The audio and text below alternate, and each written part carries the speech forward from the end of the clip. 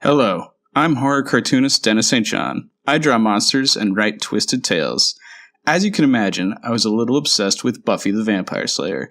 Lucky for me, so were most of my high school friends, all except one. One friend who stubbornly refused to join the Scoobies. So here we are, 20-some-odd years later.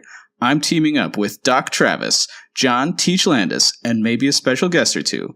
And we're going to make our friend, Michael Poley, watch one episode of Buffy a week until he's no longer the Buffy Virgin. All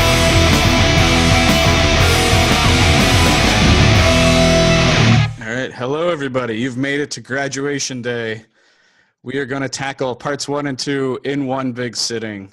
So prepare your butts. I am Dennis St. John. I'm here to host and make my own comments. We have with us Michael Poley. Hello, I've seen all of Buffy up to season 3 now, including these exciting finales. I'm so excited to finally graduate. We got with us our doctor of medicine and the macabre.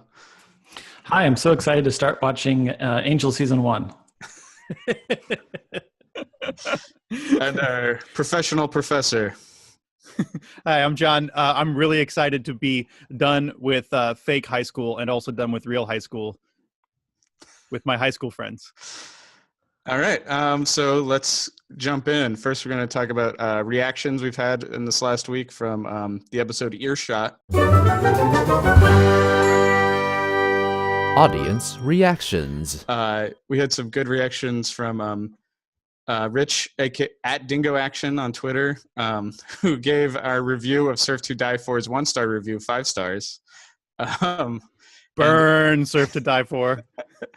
And in reaction to, we talked about whether True Blood is a ripoff of Earshot. Rich said that he asked, "Isn't it also a mortal/vampire relationship?" And then I was like, "Yeah, but does that make it a ripoff? Surely that's happened before, right?" And he said, "Good points. I don't know whether there's a precedent for the romance angle. Maybe Love at First Bite, which is the George Hamilton vampire movie." Wow.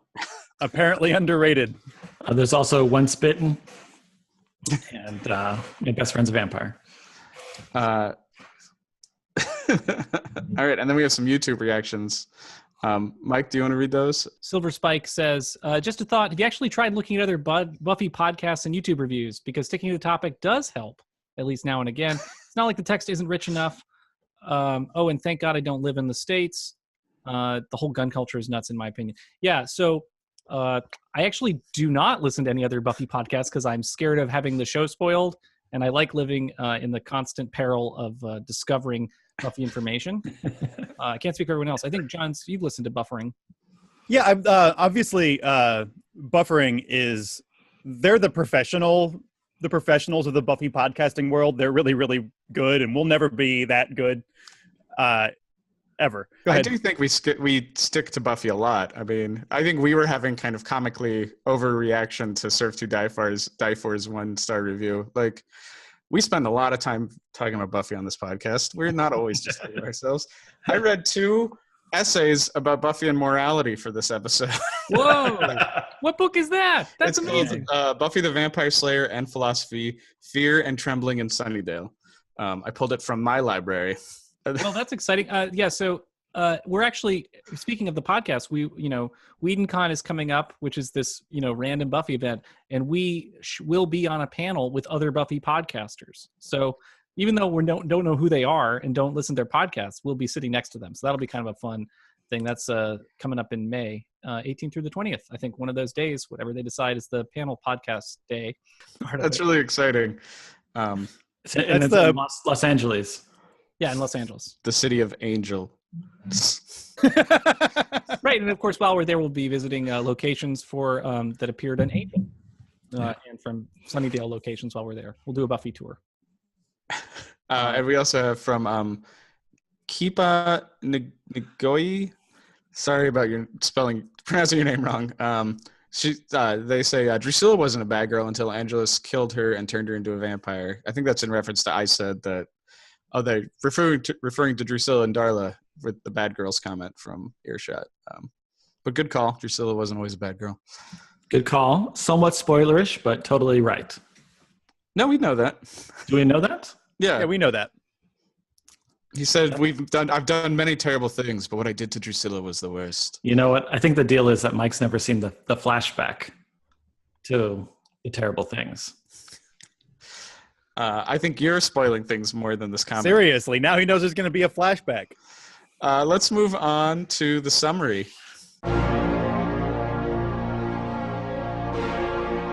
The summary.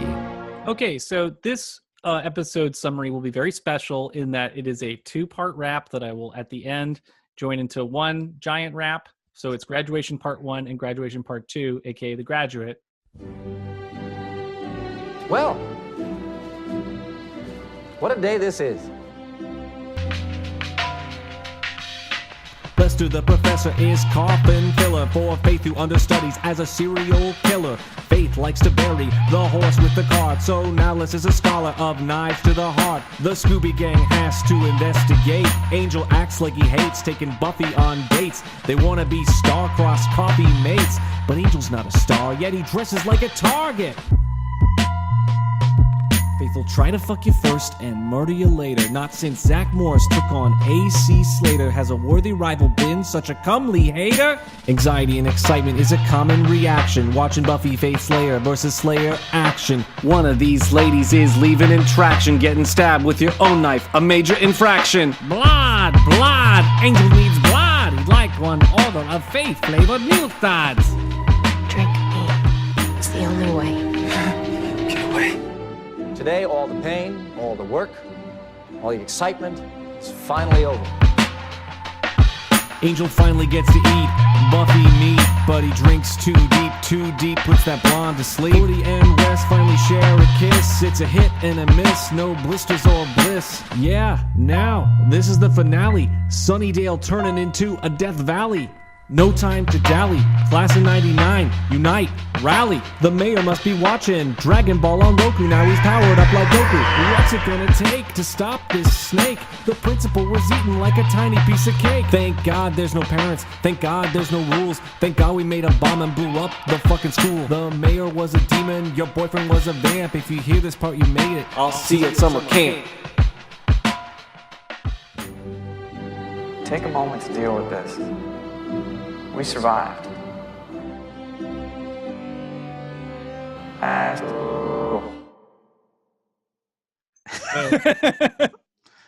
Thank you, Mike. That sounds amazing. Let's move on to great lines. Great lines. John, you want to begin? I guess I'm starting. Right. Well, first of all, I just love that Cordelia says, "What's her saga?" I'm going to start saying that instead of like, "What's her deal?" What's her saga? It's incredible. And then right after that is, I think, my favorite moment from this whole thing, which is when Xander says to Cordelia, the mayor is going to kill us all during graduation. And she says, "Oh, are you going to go to fifth period?" The juxtaposition of terrifying drama and absolute like quotidian boredom is exactly what I feel like our high school experience was like. Yeah, I think this episode does so many times just sums up what the whole spirit of the show is in lines like that. I got the next couple. So this is when Willow and Oz are in her room and they're like trying to research ways to defeat the mayor, and he's like, "No luck." He's like, "No, it's great. If you want to make ferns invisible or communicate with shrimp, I've got the goods right here. Our lives are different than other people's." And the super heavy Buffy line, "Drink me." Like, damn. And then I also like from Willow, "Faith told you? Was that before or after you put her in a coma? After." Oh. And I like this scene with Anya and Xander so much. Anya says, "When I think that something might happen to you, it feels bad inside, like I might vomit." And then Xander says, "Welcome to the world of romance." Anya says, "It's horrible. No wonder I used to get so much work." Just the weirdness of their relationship is just a little joy. I feel like it's clearly ending in this episode, but like, man, this is fun. Cordelia says, "Of course, that's it. We'll attack him with germs." This is in their like plan when they're planning how they're going to take on the mayor. Buffy says, "Great, we'll corner him and then you can sneeze on him." Cordelia says, No, we'll get a box with the Ebola virus and Or it doesn't have to be real. We can just get a box that says Ebola and chase him with the box. Xander says, I'm starting to lean towards the hummus offensive. It's just such a... The speculation that whole scene, so wild. The hummus line also is great. I couldn't Yeah. think of a crazier plan. We attacked the mayor with hummus. Oz really kicks ass this episode. And you wanted to talk about some Buffy merch you've discovered? Yeah, so I discovered in looking at games, so I'm excited for us to Twitch stream some of the games. There's a Game Boy Color game that comes out around Season 4. There's also a Buffy collectible card game that looks like people have made updates to reflect other seasons, but there's a Class of 99 series. It looks like it came out this era. Funny to me that this card game appears to have come out before any video games, which just shows you how popular Magic the Gathering is and how much money that must have generated. Like where, Joss Whedon's like, okay, merchandise, definitely collectible card game, video game. But of course, it does take longer for a video game to get made, so they probably okayed it then, and then it takes 2 years to make a game or whatever. The Game Boy Color game looks like it took them. It feels like it took them about a month. It is maybe the worst game I've ever played. It's really an atrocious video game. Wow, that is a heavy review. It's bad. It's really bad. So we're going to get into weird noticings of trivia, but I want to do my kill count first. That's the kind of new order I'm trying things out on. So The kill count.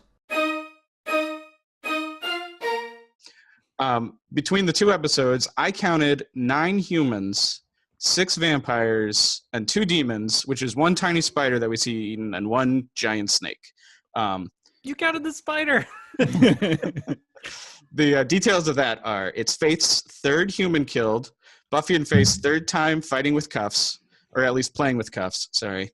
The 2nd time a principal is eaten, 1 almost fatal poisoning, 1 very thirsty boy, 1 coma, Cordelia's very first vampire staking, and 2 named students dying, Larry and Harmony.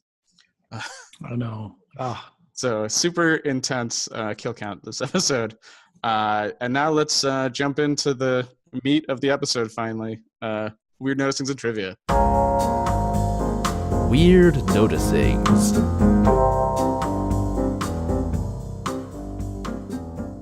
John, you want to start us off here? Okay, so I got some observations about clothes starting off here. First of all, Cordelia says that she's really disappointed that the graduation gowns are maroon and that they should have gone with the teal, but Sunnydale's school colors have always been maroon and gold. So it doesn't make any sense they would have teal, but I love that there's they connect the thread because later, I think it's in the second part, she's wearing a teal dress. So we know that she feels like she looks good in teal and she's just going to wear teal no matter what. I also love that. feel like, isn't there later on Buffy's, when she's trying to get her mom to leave, right, is and not just because red does nothing for my complexion. Yes. But she's wearing those red leather pants when she tries to murder Faith. And then the ongoing relationship between the Buffy TV show and some avant-garde sweater design firm has produced yet another insane Xander sweater. This sweater is 2 sweaters that have been split down the middle and then rejoined.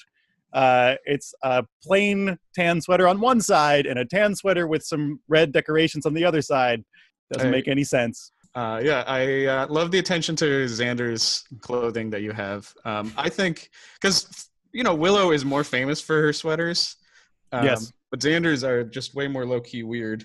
That sweater he's wearing is cool too. I would wear that sweater, the half design Two-Face sweater. That sweater's for people who have a hard time remembering which hand is their right hand. Damn.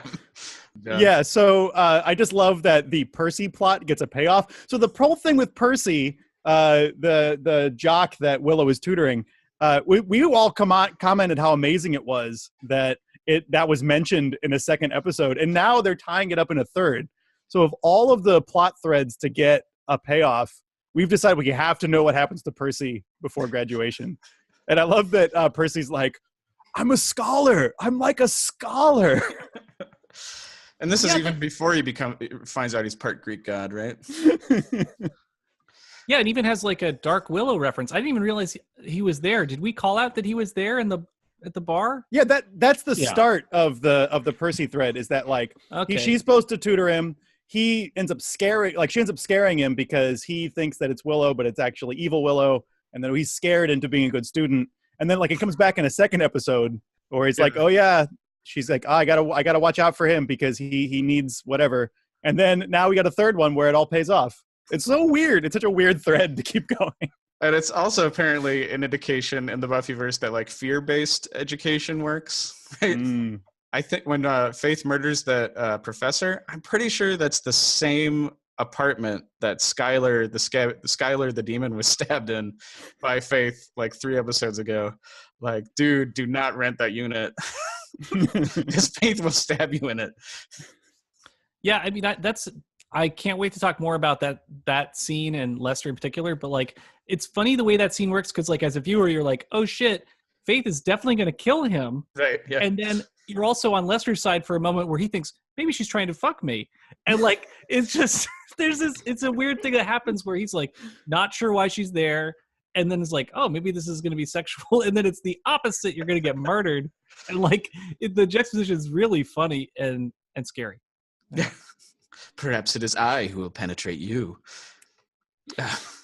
Sorry, little Kill Bill reference is what I was. Oh, is that from Kill Bill? Yeah, so I was really irritated with Xander. No big surprise there. Anya is talking to him, and she's like, oh, you should like sports because you're a man. And Xander's like, oh, yeah, I'm a man. I'm one of those men who loves sports and eats meat and looks at boobs. It's like, fuck you, Xander. For Christ's sake. First of all, you just told her you were looking at her boobs in the last episode. Like, you just explicitly told her that.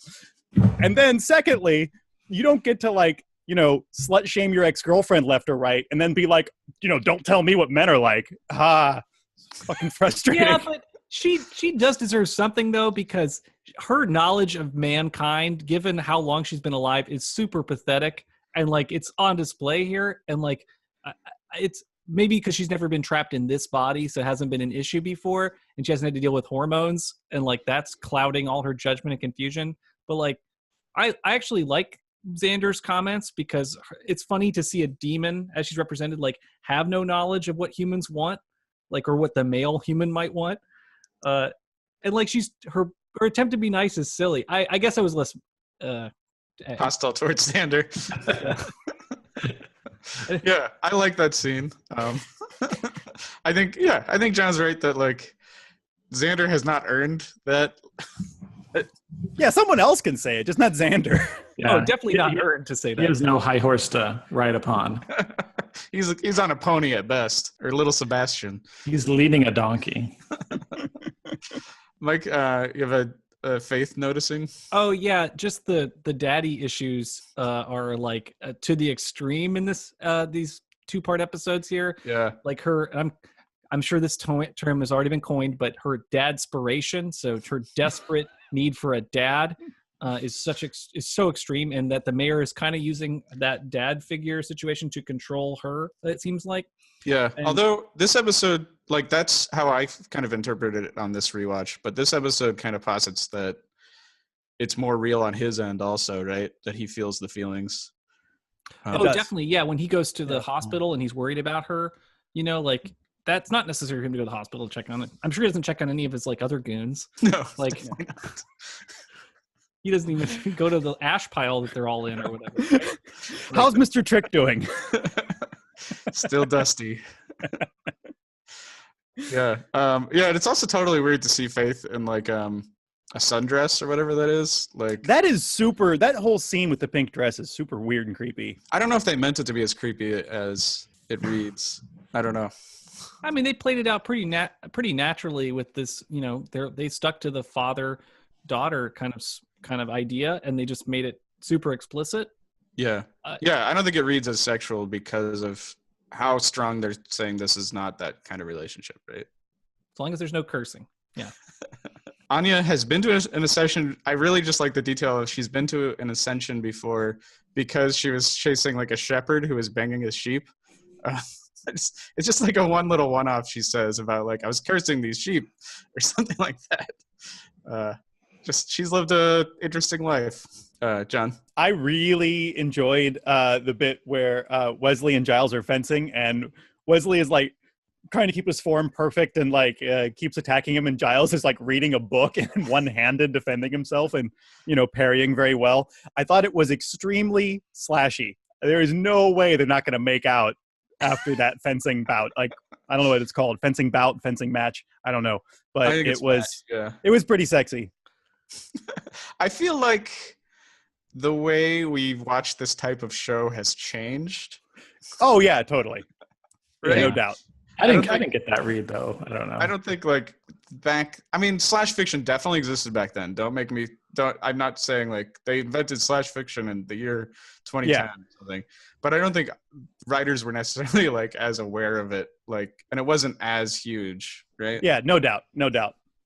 Still, it did make me go. I went to AO3 and started looking at Wesley Chess / Giles fic, of which there is some. Yeah, nowadays there'd be just a huge amount. It would be junior Giles all over the place. And it feels like the director and writer. It feels like Joss Whedon is doing everything he can to make Wesley be like such a terrible character. This episode and like the previous episodes, like he just seems so wimpy. At the end, like Giles is like, "I've got to go check on Wesley's whimpering."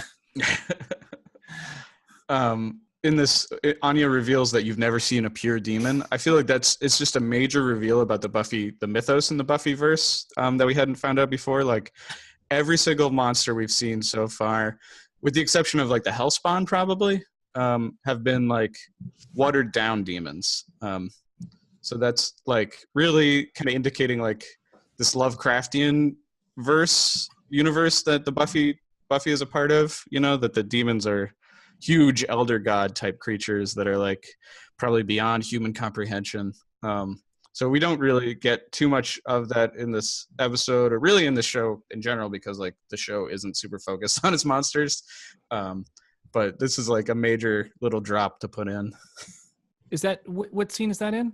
It's Anya. It's in the same scene where Anya comes into the library and explains what an ascension is, and that they've never faced a demon before. And Buffy's like, hello, been fighting them professionally. Okay. No, I didn't catch the scope, but that's super interesting. So Joyce thinking Buffy is running away is a surprising callback to, like, I didn't think they were going to make that reference again. You didn't think it? You knew you've seen this before. I'm lying when I say that. As a first-time audience watcher, I thought they were going to drop that plot. I don't know. Did it surprise you, Mike? No, I guess not. I guess I was surprised Buffy was packing her mom's clothes. That was weird. That's like a funny note into that scene. The thing that I made a note of that I didn't include here that was kind of funny about that scene is where her mom offers that like maybe she should have put her in a different school. Oh, that's great. I almost put that as my great line. That's so great. I'm thinking maybe I should have sent you to a different school. Yeah, I love that. That's solving for the whole show. Yeah.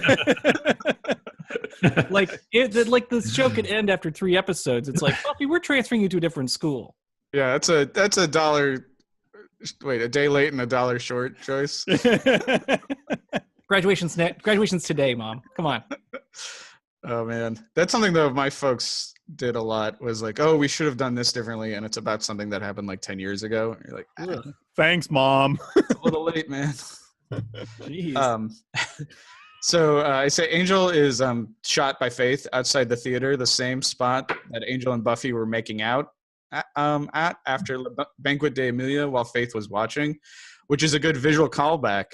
But plus, it's just the only town set, yeah. So it might not have had any real meaning. We haven't got a lot of town here. Yeah. Yeah. So I was watching this with Elizabeth, and she pointed out as we were watching this that about doping. I think we all know about doping now, especially from the Olympics, right? For improving performance, this blood doping thing. Like part of the issue here is that they don't have access to like Buffy blood. Or a Slayer blood, so they have to go to Faith. I mean, of course, writers could invent another reason, but Giles should be stockpiling Slayer blood. It's apparently super useful, and also you could use it just straight for blood doping for Slayer performance enhancement. Well, I mean, it enhances the strength of a vampire. I don't think Buffy can't dope herself with her own blood, right? That's what blood doping is. That's what blood doping is. You bank your own blood, and then you like give yourself your own blood back. Oh, I'm dumb. Okay. I feel like they that would do be a that. great opportunity for enhancing her performance overall, right? Like, why don't they take every opportunity? You know they do that with U.S. presidents. That like I saw this on TV recently. That apparently the president mobile, the like crazy like armored limousine, has like a stock of president blood inside of it for emergency transfusions. And Wow. from the president, so they're That was how it was presented on a Channel 4 panel show that I watched with David Mitchell. So David Mitchell wouldn't lie about this. It's too important. Is David Mitchell the comedian from Peep Show? Yeah, that guy. Yeah. Okay. Yeah. right. I mean, It's like a Smarty Pants like series that he does. That's what. This Yeah, he does. He's on several panel shows where he. okay. He's not Webb. Webb's the dumb one, right? Yes, correct. Yes. I mean, okay, I that's a legitimate like way to cheat the system for Buffy. It's doping, but like I don't know, the way Buffy in general treats blood is as this like mystical, symbolic thing. They wouldn't, for the most part, get into like the technicalities of how you could actually cheat the system. It's all about like blood is life and like. Oh, your allegories ruin everything, Dennis. All right, sorry. Fuck. Anyway, it's just an opportunity for a new vampire series that about vampire sports people. Oh. I really like the scene where Faith watches the mayor eat the bugs, where she's like, "Oh, wicked, gross," but she's like into it. I just think that's a cute scene, and like I know Faith is like evil now, but I still really love her as a character. She's like still super fun, even though she's like doing terrible things. So fight me on that, Travis. So in this act, it's sort of revealed that Faith killed Lohesh, who's the volcanology professor, because he knew about a dinosaur that the mayor is turning into. So apparently, and maybe I'm constrained. I'm like putting in conflating facts from both part 1 and part 2 here. But Lohesh is a volcanologist that knew that they found a dinosaur like that had been destroyed in a volcano somehow, and so he knows that a volcano could be used to destroy the mayor. I think I'm getting ahead of myself. I think that's why they killed him. Right. But there's this other problem. I'm sorry, is Lohesh the professor's name, or was Lohesh the name of a demon? I believe Lohesh is the demon. Oh shit! I'm sorry. Lohesh is the demon. The professor's name is Something else. Lester. Yeah. Sorry, Lester's the professor. Lohesh is the demon. Between Lester and Lohesh, it's pretty obvious who's the demon and who's the professor. A lot of ambiguity for me, apparently, in my notes. So I guess there's two parts to this question. So one is, or points, right? So one is, so the professor thinks he's found a dinosaur. Correct. For the layman, what's the difference between a dinosaur and a demon? Well, I think he's a volcanologist, right? So he's not a paleontologist. So he probably didn't mean to discover a new dinosaur. He was just examining like a lava bed or whatever, a magma bed. I don't know. Right. And found this like fossilized thing and just posited it's a dinosaur. But I bet you like the timing wouldn't work out. Like this, I don't know how old this demon is, but unless it's like 70 million years old, it's probably not the right time for like a giant dinosaur. Mm-hmm. But that's not his area of expertise, right? Well, it's interesting the way the show. So when he gets killed by Faith, they cut to an image of a volcano, like that's from a Japanese like kind of illustration, which implies that the demon is in Japan, which implies Godzilla, right? Yeah. To me, which is like, I guess that's so he discovered a Godzilla destroyed by a volcano. Is that what they're going with? That is how Godzilla's defeated in Godzilla 1984, right? They drop Godzilla into a volcano, which doesn't kill him, but traps him because you can't kill Godzilla unless you have the oxygen destroyer. I would like to say that if you have like questions about the ontological differences between demons and dinosaurs, I don't think there's a better human on the face of the earth to ask that question to than Dennis St. John. Well, the thing that really crosses the line between really mixes devils and dinosaurs is the series Devil Dinosaur by Jack Kirby. which is an amazing series. I highly recommend. It's about Devil Dinosaur teaming up with Moon Boy, and it's like only a 6-issue series, and it features like a ton of like psychedelic imagery of like them like positing about God. There's even an episode where they accidentally create the Garden of Eden, where it's about the humans being trapped in a Garden of Eden by aliens, and the devil dinosaur breaks them out to free them. But there's this whole like so it's a retelling of Garden of Eden with the devil being the good character freeing humans. Wow. It's totally bonkers. That's so rad. Thank you for introducing that, because I know there's some ambiguity here, because they're introducing the idea that now either demons can be dinosaurs and dinosaurs can be demons. And so that totally screws over the whole paleontology field. Yeah. If you this find is similar mythos to the Pacific Rim movies, which say that the dinosaurs were the first invasion of the aliens from another dimension to try to take over Earth. So yeah, I mean, in a world where demons are real and they're like biological creatures, then yeah, what's the difference between a demon and a dinosaur? Like, probably evolution as we know it doesn't exist in the Buffy verse, right? I have no idea. So I have a prediction about dinosaurs. I don't think this is enough evidence to say that dinosaurs exist, that this is a dinosaur appearance or even like a full complete reference, but it was fascinating to me that Buffy sort of explained what the mayor is going to become is probably a dinosaur. So I was like, that can't be what's going to happen. But I was so excited because I had a prediction about it that I lost my mind. So yeah, this next thing here, I love the scene where Xander sticks it out with his friends versus running away with Anya. I feel like Virgin Xander would have a hard time doing that, but sexually accomplished Xander had no problem shutting her down. But I love that scene, and I love what she's offering, which is just like, let's get out of here. Yeah. Let's run away. Yeah. Oh yeah, it's like a Bruce Springsteen song. It's like, jump in my back seat, strap your strap your wings across my engines or whatever. Totally. Such a great fantasy. Yeah. And would in any other time be an amazing thing when it's not abandon your friends to die, right? Did we ever clarify? I didn't ever see Joyce at the graduation. I think she takes Buffy's advice. Yeah. Yes. Okay. I couldn't remember that. I'm like, oh. I wonder if all the other parents got the heads up also. Yeah, like we don't see Willow's parents at all in this episode, although they're Willow's mom is kind of reprehensible. Yeah, I was wondering about that. That does feel like a recruitment fail. Like they should have gotten the parents also. That seems like just more soldiers. Oh yeah. Yeah. Good point. But it would have been weird. So why do that? Yeah. And I like the notion of like that the parents are kind of innocents. And it's the kids who are the like hardened warriors, and the parents all need to be protected by the kids, right? Oh yeah. I don't know. I'm still surprised that Joyce wasn't at the graduation. I'm surprised that worked. She should have, after the explosions and everything, taken all the kids out to dinner.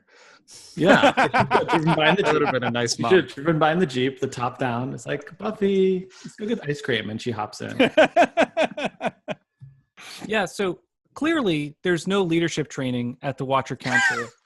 And I say that because Wesley shows his poor leadership time and again, and this episode is no stranger. He tries to lead using his role power. So, like, if you have any management training at all, this kind of comes up about using your role power to get people to do things is like a super weak way of managing. It's managing through fear.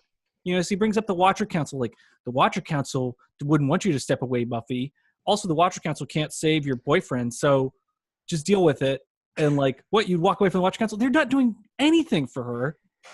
And so I think partially this is a failure of the Watcher Council, but also like Wesley's a poor leader to be even a representative of them, and they have no training in place, or they just rule through power, and like they don't even think about like leading with the power, with the strong whys. Why should we work with the council? What's the benefit? Like, why do we have to? Anyway. It triggered my adult management brain. Yeah, this is clearly like your area of expertise you're talking about here. Oh yeah, I'm such an expert. That's why I don't manage people anymore. Anyway. Yeah, I had to train a new employee this week at work, and I didn't think about any of that stuff. So we get to the Buffy Faith showdown. They need her blood. It feels like it's a bigger fight emotionally than the Mayor Buffy fight. And there's just like a ton of shit happening in this fight that I want to kind of have people talk about. So there's like Buffy is dressed to kill, like she's dressed like Faith to kill Faith, taking literally the line of like, if you kill me, you become me, that Faith throws out in Enemies, I think. And it's like incorporating like a ton of the props from the season. So like the recurrent use of handcuffs or chains, and Faith's knife, which is like, I don't know, you could write like a really dumb academic article about like the knife representing Faith's soul, you know? I think it's my favorite fight scene of the season for me, just because it packs such a great emotional punch at the end. Yeah, devastating punch. Like you won the fight, you killed your friend, the thing you didn't want to do, but you did, and you still don't get anything out of it. Exactly. It's not especially like sophisticated choreography. Nobody gets thrown into the water, for instance. So it lacks some of that punch. They're thrown through glass, which is like a half step below. That's like melted sand, so you're getting close to the water. It's a fight between two humans. That's what's also cool, and two slayers. So yeah, who like we know can fight perfectly choreographed, right? Yes. Yeah. Oh, is this the first time Buffy's like tried to kill a human? I'm trying to. And it's definitely the first time she's made the decision to kill, right? Like she kind of knew she was going to kill Ted, right? But that wasn't premeditated, right? So it's a big heavy step. As a viewer, I just felt like it was exciting because I didn't know what was going to happen. I mean, I knew Buffy was going to make it, but I didn't know if she was going to kill Faith or not, or how they're going to do it. So I was it felt a little bit of a cop out, like to just, she is kind of gets knocked off a building, right? Or jumps off a building rather after being stabbed. Because like Faith says, you killed me, but then like she doesn't die, so like. Well, she doesn't know she's not going to die. Yeah. She can't predict. She'll go into a coma. Yeah. I felt, I didn't feel betrayed as a viewer. I just thought that like the stakes were higher. Like it treated as if the stakes were really high, but then like they weren't that high as it turned out. Right. Although to me, it's worth it. Because I really like hallucinatory coma dream, like Twin Peaksy dreamscape stuff, So to me, it's worth it to like not kill her, to have like that weirdness happen, which I guess they could have done anyway, even if she was dead, right? And then it leads up to Angel drinking Buffy, so that's also really cool, like symbolic and important. And Angel's got like the weird thing with blood. I mean, I know he's a vampire, okay, I know that. But remember when they needed his blood to get Drusilla well again? Yeah. It's just like, just funny how that keeps coming up. That keeps coming up in a show about vampires. You have a note here, Travis, about it's so really fun when you watch it, and when they're preparing, I think, to fight the mayor. You're like, why are they packing up all the books in the library? Like, it's not really clear, but it looks like they pack up all the school books too, which is what I wouldn't have done. I would have just packed up the special demon books. But it's totally because they know they're going to blow up the library. Yeah. But it's kind of like you don't really understand why for a little while. You got to save that Emily Dickinson. There's multiple copies of that. Some of these are original 12th century scrolls. Yeah. So it's like a fun, it's really kind of cathartic. You're like, oh, things are changing, and it's like, oh. Before the drinking happens, I just to say that Willow and Angel share another scene, and on this viewing, I'm definitely noticing every Willow Angel shared scene is weird and awkward. Like they're always doing something weird together. But also, they're kind of opposites in the in a continuum of Buffy characters, like how seriously they take themselves, right? Because like Willow is so self-deprecating and like never wants and everything that Angel says is like a pronouncement. True. Second best actor. I also love that when she comes back from like and talks to Oz about what happened, he's like, "Oh yeah, you too, right?" Like, I feel like there's an implication there that Oz, like that Angel and Oz maybe made out. I think they totally made out. Very slashy. I mean, not really. Just you can imagine it if you want to. I feel like, John, you were imagining the most sexual possibilities in the show. I mean, I feel like I can tell that you're in a long distance relationship just from what's happening. Yeah. It's like everything on you is turned up to 11. You're like, oh, this. Someone like hands you a head of lettuce. You're like, ooh, thank you. Lettuce is the language of love. Let us be friends or more than friends. John, you got the next bunch here. Yeah. So a couple things about this situation. First of all, when Buffy goes in to feed herself to Angel, like it's clear that she was supposed to go get Faith and that she didn't do that. And Willow and Oz are like, yeah, that seems fine. No reason to keep an eye on this situation or be worried. Enjoy. Well, they think that she's going to say goodbye to him, right? Yeah, but like they should, maybe use their critical thinking. Maybe watch, because she's totally obviously going to feed herself to her boyfriend. But more to the point, she feeds herself to Angel. She like hits him. He gets gnarly and then like eats her. And then we cut to commercial and when we cut back, they're at the hospital. And Angel, for once in his life, is wearing a shirt. Which means he drank her blood, then put on all of his clothes, then walked to the hospital with her in his arms. Yeah.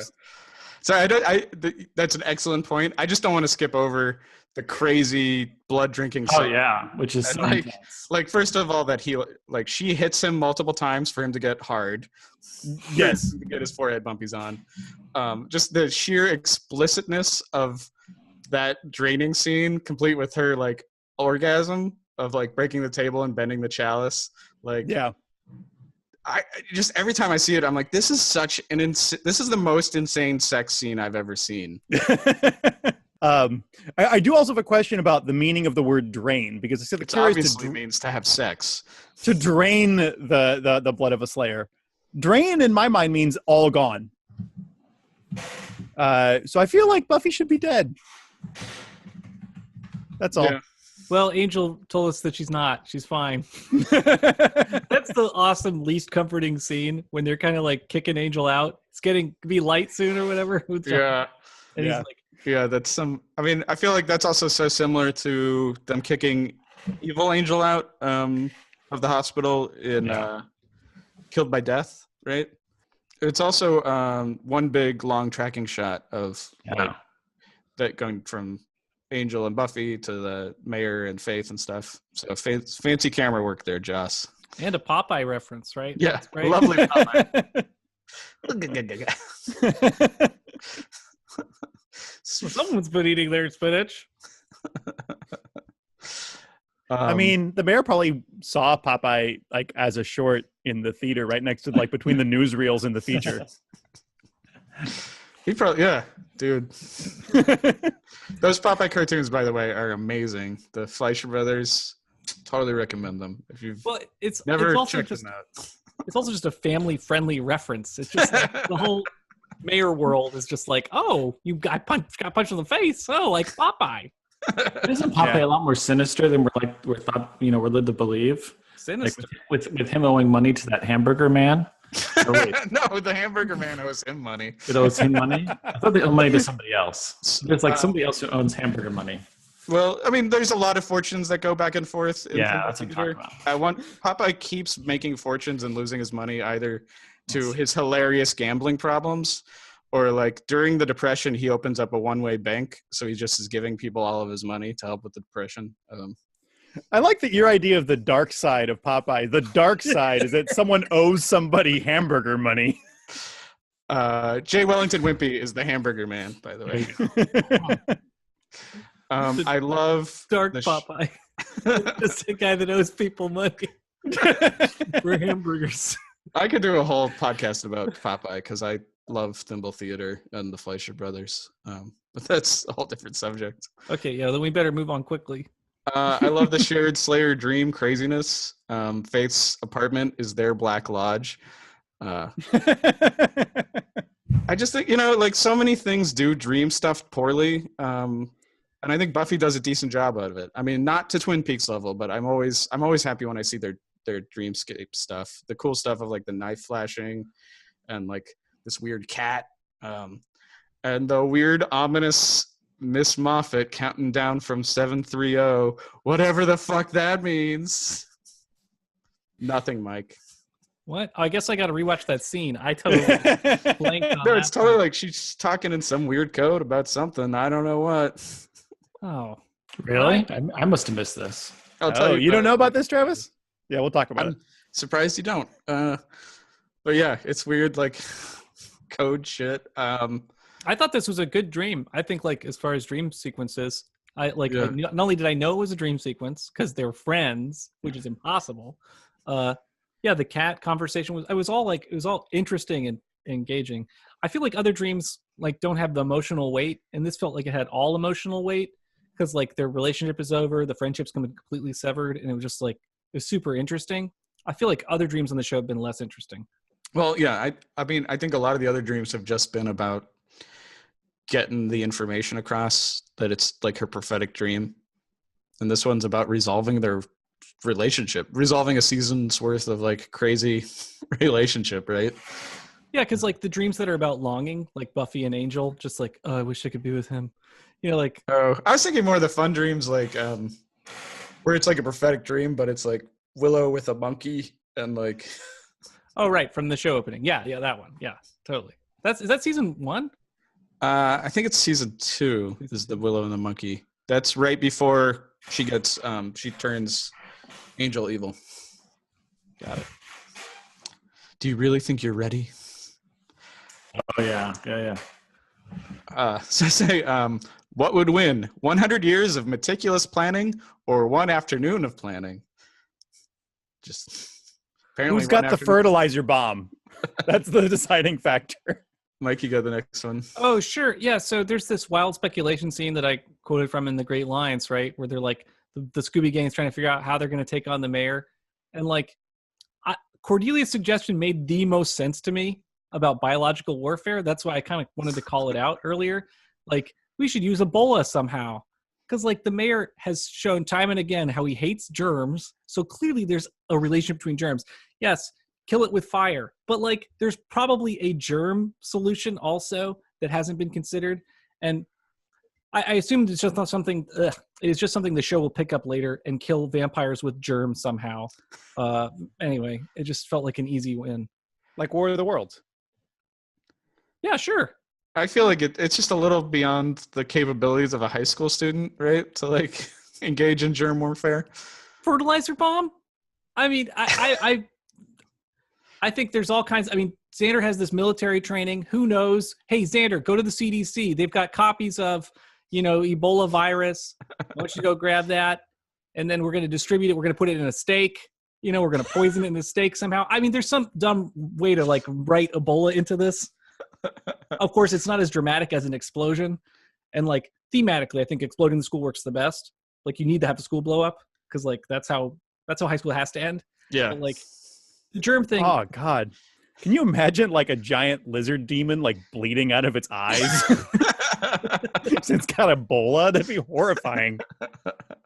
There's oh man, what is it? In the new season of MST3K, they have one kaiju movie that's basically how it dies. Is it like they infect it with something, and there is just a shot of it bleeding out, and it's clearly like bleeding from its anus. Doesn't show that, but it's just like, oh, this isn't fun. This isn't fun at all.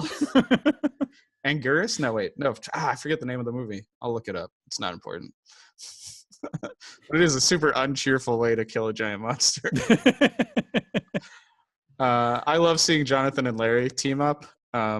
There's something like it's emotionally triggering to see these guys, right? And to see, that in earlier days, Larry bullied the crap out of Jonathan, right? Even though they never showed that, you just know that that's stuff that would have happened. And Totally. they're so beyond that now, both of them.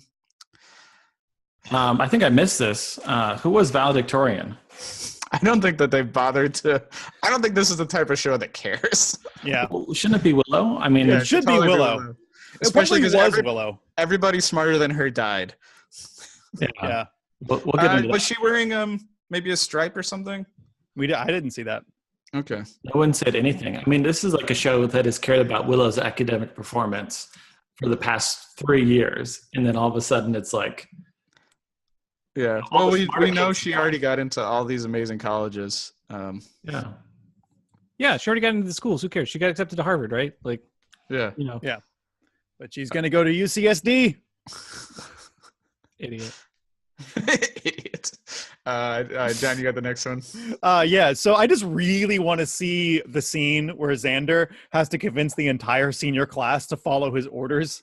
And he's like, listen, guys, there's going to be a monster. It's going to murder us all. And the key to survival and killing the monster is everyone has to listen to Xander Harris. I just want to, I want like Percy to be like, whatever, Harris. I think this is a scene that it could never have happened if we hadn't had prom right before it. True. And that class protector scene Mhm. like really lets us know where the student body is at, right? Very true. But yeah, I would have loved to have seen that scene.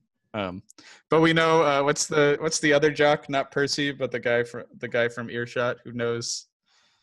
Oh, yeah. He said hi to me. People know about Xander now. So yeah, the mayor pops up. He's a 60-foot snake demon, kind of close to a kaiju. Probably as close as the show is going to get to a kaiju. Well, it felt like they started filming a kaiju movie, right? With the crane shots and the reaction of people running. And Yeah, I was like, oh, I didn't realize this was a kaiju movie. yeah, they're definitely, it's to a different scale now than they've done before. I mean, some of those demon shots look pretty cool. Oh, it's rough as hell, dude. The special effects in the last 10 minutes are rough. Yeah, Yeah. CG. I feel like the choreography- it's better than the demon. The first snake demon we see. Yeah. The good shot, Conus. Conus, yeah. I mean, there are some shots that are good, like the tracking shots, the crane shots. Most of that's pretty good, but everything else is kind of rough. Yeah, I'd say that the practical effects shots they do, like the mayor busting through the wall, like that looks amazing because that's like, whoa, you're smashing through a wall. Yeah. And blowing up the clock tower, which was only put there for Jonathan anyway. Save the clock tower. No, it was really smart to have an eclipse come on when you're being the CG monster. Very smart. This Yeah. all I totally agree. This show does a good job of knowing to hide things in shadows. I mean, I brought that up last week with Smallville does not do that. It's like everything's shot in the broad light of day. But it's funny. It's like that turns out to be a good excuse to let the vampires come out, right? Like they're coming out through the sewers, whatever the plan is. And like it's still, I don't know. It's still funny that's. It feels more like convenient, but they make it seem like it's strategy. It's like this is how the ritual goes. What happens when the ascension is over, or it just never ends? Is it never-ending darkness until they destroy the monster? Good question. Maybe the vampires know exactly, like, it's a 10-minute eclipse. We got to go back to the van. Yeah, I guess there was no drama around that because that's not how they were going to deal with it. But it felt like they could have also made the drama around the eclipse timeline. But it does bother me that they know vampires are going to come, that the mayor has vampires working for him, and Angel doesn't bring a stake. He's like just hand fighting all the vampires. Like, dude, just fucking stake them. It's so much faster. Maybe he learns his lesson. Maybe from then on he would carry a stake. Maybe he would always have like a stake or two Obviously. just strapped to him somewhere. Yeah. So he wouldn't have to worry about dropping it. Yeah. Trav, you got the next one? Oh yeah, just Wesley is such a wimp at the end. I mean, this character just makes me so upset with the way they treat this character. I don't know why they would treat him any different. I don't know what you're talking about, Trav. That's the character as far as I know. I mean, I still feel like Wesley was supposed to be playing like a 25-year-old. I feel like Wesley is like someone who just graduated from like Watcher College. Yeah, Watcher Academy. Like, and like he spent like 2 years like after he graduated like cleaning toilets at that Watcher Cottages Industries. Then like, you know, I don't know. It's just it's like so I do kind of weird buy how the some of this- idea now that being an actual Watcher with the Slayer is supposed to just be like this really short-term job. You're like, all right, you kill some demons, the Slayer dies. It's like a 3-month gig. You go back to like your research or something, and somebody else, a new Watcher, takes over for the new Slayer, and like just Buffy fucked that shit up so bad. It makes them like have to re-examine what. No, it totally makes sense, right? The Slayer's supposed to die. Like they have all these things set in place to have her killed, like the turning 18, you know, that ritual. Like Right. all set up for against her because exactly they just want to control that character, like control the outcome. Just in the same way that high school wants to mind control you and waste your time when you're the most potentially revolutionary and dangerous. Yeah, I get it. I mean, that's what I believe. I don't know where the show is going, but it does feel like that. Yeah, totally. Harmony, and then we see. I'm sure we'll talk about all the characters, like named characters who get killed. But you know, Harmony is bitten. You know, that's But Cordelia doesn't even like bring that up. Like at the end, you know. I don't know does Cordelia see it? She might not know. I mean, up until this season, Harmony and Cordelia were friends, right? And then, you know, there were episodes where they weren't friends. But I don't know. I still think like she should like have looked for Harmony. You know, you can't have a 3-hour season finale where you resolve like all the emotional problems of the show. But it's like, dang, that was like your best friend up until this year. That's true. Like straight up murdered in a really bad way. But so many people got murdered. Larry got his like neck snapped. Yeah, I was like, did Larry really die? I couldn't remember. Yeah, I had the same reaction because the wiki has it that Larry dies here, but I think the sound effect is supposed to indicate he died. I'm not convinced. I think there's a whole life that Larry leads after this. And right before that, there was like this like alternate reality of the white hats with the van. Yeah, and we had that nice little reality, and then it shattered. Jonathan gets to like tackle a vampire. I don't know if he stakes it or not. I don't remember. How does Jonathan live through this? He's got the moral strength. It's funny. I was also in disbelief about those characters dying. Like seeing Harmony get bitten. I know that's your next thing here, Travis. I mean to take it, but like I was shocked. I didn't expect her to be killed. It seemed like that was going to be a regular character in the college years. I mean, I think some people have to die because the whole statement at the end about like, you know, hey, we survived high school. Like we need it to be a feat to have survived in order for that to happen. The emotional resonance that it does. Because I feel like the way people have talked about that character and now everybody knows her name. Like, for instance, my cat is named Harmony and people are always like, oh, like Buffy. And I'm like, yeah, sure. So if she's got to still be in the show after this, given that people care about her, because if this is it and she just gets bitten in the end. So I don't know. I don't believe she's dead, but but the show tells me she's dead. So no, I don't know. I would have liked to have seen Amy the Rat there, like biting some vampire. I do like that Amy the Rat gets a mention in this episode. She does. She gets called out. Yep. Yeah, she gets to watch Oz and Willow have sex, right? Oh, I guess she does. I never thought about that. Yeah. It's gross. She's seen a lot of things. Wow. I think it would have been cooler if Oz, like, if the Ascension and the Eclipse, like, made Oz into a werewolf. Like, that would have been a cool, like, you know, Monday morning quarterbacking, like. Oh, wow. Like the Ascension just threw all of nature into flux. Oh, yeah. Oz morphs into a werewolf. Amy, like, maybe Amy gets into a big giant rat. A were-rat. Yeah, were-rat. Like, I would love, like, if everything just got turned upside down. That's a great note about the full moon. That's a big oversight. Yeah, they should call like Ozzed out. Some supernatural eclipse, you know, stuff happening, and yeah. I like the like last shot of Angel and Buffy, the like walk away that they do. They didn't need to do this, but they do like a full establishing shot where you see that they're like one truck length away from each other, which like just, I don't know, it just cuts the drama away for them to like be looking long distance at each other as he turns and walks into the fog. But he's like, I don't know, 10 yards away, 15 yards away. I know. I have beef about how they walk away from each other. It just, Yeah, I've got lots of beef with that. I just don't think that's how it should have ended. Just doesn't make any sense. But Well, I doubt that relationship is over the way they've set it up. I mean, I get that Angel walks off in the sunset to start his own show, but like, he definitely their relationship is still ambiguous forever now. I mean, that's how it feels like it's going to be. Why don't we move on to questions for the group? Questions for the group. I feel like we kind of talked about Lester already, but Oh, yeah. what makes it worth killing Lester? So Lester's the volcanologist. Why does Faith need to kill him? Well, as Wesley says, what I don't know what his exact quote is. Never mind. it only makes sense if Lester like knew Wesley or Giles. But Lester has no idea about the real stuff going on in Sunnydale. Yeah. Or, like his brother like worked at the magic shop. Yeah, it's interesting. Also, like he published an academic article or something, and it made the local news. That'll happen still. That happens. It happens. I guess you're right.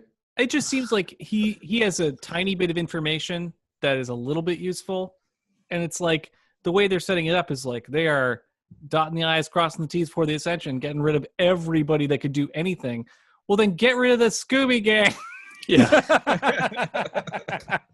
Although it does, like, I have a really great idea for fan fiction, which is that there's, 10 or 20 people who each individually know about the Hellmouth, but they only know about one part of the Hellmouth in Sunnydale. But they don't know each other. They don't know the Scooby Gang. And it's just like, someone's walking around with the knowledge that every 100 years there's this horrible tragedy. And then someone's like, man, these seismic readings, things are going wrong. What's going on? And someone's like, I've been measuring the tide charts and they're all out of whack. And, it's like there's a whole like episode where Faith hunts down 10 or 20 people who know like one minute of plot. That's what this feels like. That sounds like just a good, like Rick and Morty-y kind of premise of like an excuse for like 10 murders to take place. Yeah, it's like Faith murders somebody from like every scientific discipline. It's like a meteorologist, stab. Yeah. Oh, a paleontologist, stab. A biologist, stab, and just on and on and on. It's like I study quantum physics. Blah. or like practical ones where it's like, oh, I import all the fertilizer into the town. Stab. This fertilizer could make a bomb to kill my boss. That would have been smart. String theory physicist gets murdered. I like it. Yeah, Faith could also like, each one, of course, she uses her sexuality in some way too, whether it's a male or a female, to like. But I teach comparative lit. Sorry. Totally. But it's like, yeah, but I'm trying to think of idea. Like, yeah, that'd be great. It'd be like this weird serial killer episode with Faith. It is a serial killer episode with Faith already, though, right? Yeah. Anyways, yeah. Yeah. Her is 3 people a serial? Yeah. That is a sequence. Okay. But I guess it's not always the same style. But she does like killing with knives. Yeah, she likes to kill in that same apartment. I know. She's a serial killer. Only kills people that live in that apartment. That'd be hilarious if that got called back. Yeah, I mean, I would like to say, and I hope everyone agrees, I don't think there's a good enough reason to kill this dude. It feels really weak. It's like the guy who got killed with the sarcophagus, season 2, right? Remember, it's the guy, like the mayor. Oh, yeah. Yeah, he's like a scientist who brings back a sarcophagus, right? Right. It was like a statue of something. Yeah. Like, he's like, what's up with this statue here? I'm not called Giles. He had no idea what was going on. Yeah, that's because it's just Faith likes killing people. There's no reason for a lot of it. Yeah. I mean, yeah, it's a plot MacGuffin to get the kids the info they need.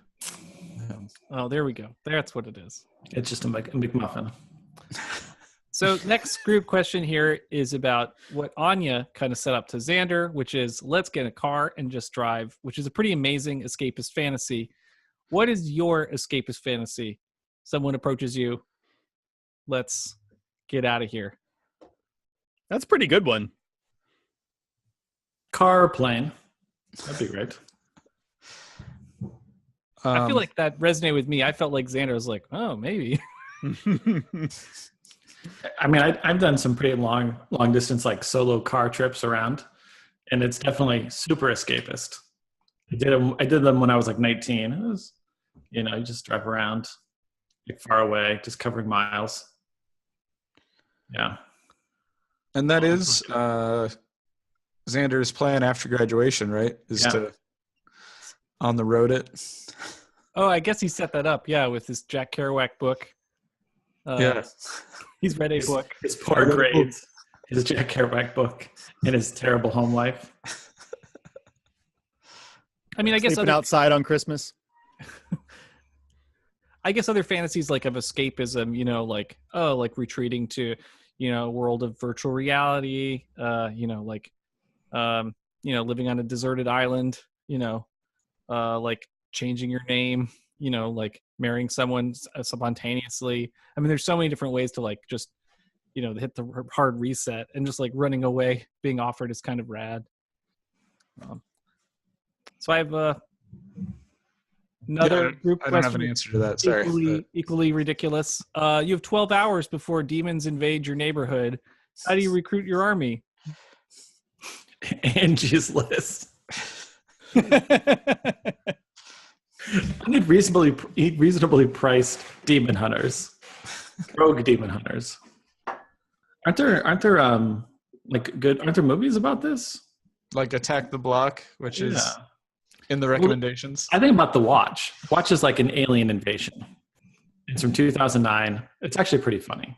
Or like it's kind of like a Red Dawn kind of a situation. Yeah.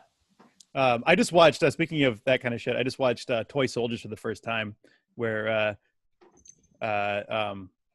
Sean Astin and Will Wheaton fight off Colombian drug lords at their prep school. Fucking great movie. Wow. I've never seen that. Yeah, no, you haven't, and it's your education is incomplete until you do. I only watched it yesterday for the first time. It's great.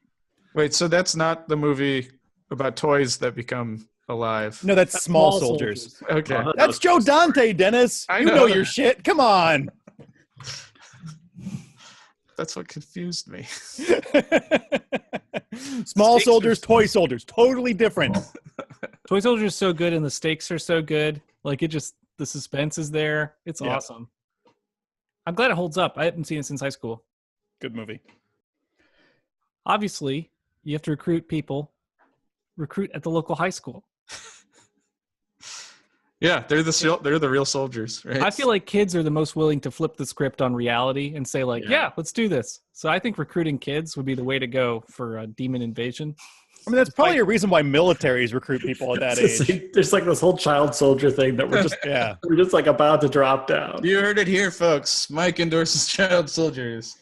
No, I don't endorse. I just think it's the best time to recruit, even if that's not child soldiers. That's soldiers. That's the soldiers that we have. They're 18 years old. That's the age of the soldiers that we have fight our wars. No, we're talking about like in Africa and stuff. Oh, I know, but I'm saying like what happens in Buffy, it would not be child soldiers. It would be regular soldiers. No, those. No, I mean, for the senior classes. Yeah. Oh, okay. I was not thinking. Obviously, that would be just drive around to regular high schools, try and get it with their class in session, and try to get on the mic, I guess, and explain to students that the world's been inverted. I mean, I think this is basically what recruiters do. Yeah, I guess. Yeah, it's like a military recruitment hat. Like they do driving around in Oz's scary van with like big loudspeakers, and then like the world is inverted. What you know is a lie. All right, Mike, you got the next one. Oh, sure. So we've got it. Finally happens. Wesley and Cordelia make out. What happened? I thought this was excellent. What happened? To me, this is really excellent because I think it's a nice commentary on what a crush is. That a crush is something for both of them that was really more about themselves than it was about like an actual relationship. And there really wasn't. They realized pretty quickly there's not much there. And once they had that switch flipped or that itch scratched, that there wasn't anything else to do, and they were just done. I thought it was great. I love it. I think it's very satisfying the way that ends. It's pretty awkward. Yeah, it's super awkward. I guess I was surprised that was where it was headed, it didn't feel like that's where it was headed. It felt like it was going to become a more like permanent relationship. But I know that Wesley has to leave. He's even said like, I'm going back to England. Like, we know that this is kind of the end of his this part of his the show with him. That people are going to LA, like they're going to go to college, like this kind of thing is moving on. So like I get that there's this pressure on the show part, but yeah, it's like satisfyingly awkward. I agree, but like it's still like I guess it needs to happen. But I anticipated them starting something and then going long distance or whatever. Like that felt like what was going to happen versus just you kissed him and that was the satisfaction for her. Because I feel it's supposed to be like, why is Wesley such a bad kisser? I guess, or like he's such a bad kisser it kills the potential relationship.